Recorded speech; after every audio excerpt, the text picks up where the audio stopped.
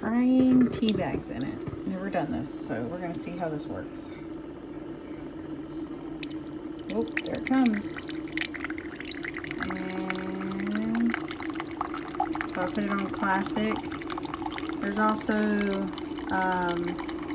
rich and then over ice. Then it goes 6, 8, 12, and then another size. I'll be able to show you once it's done. And it does this. And I have it on the little pod, coffee pod, and then the other option right here is for ground coffee, like this. You can put it in the little basket. Oh. Looks like she is done. Oh, done.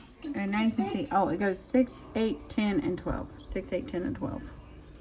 So you have clean, classic, rich, over ice, 6, 8, 10, and 12. So, and then that's my water thing in it. So far, so good. And it does have the other option to switch this out for the little, where you can make more, like the 12 cups of coffee. But I don't have something that big to be able to do that. So, and then of course I got the little scoop on the side. So I'm just gonna turn it off. Oh no.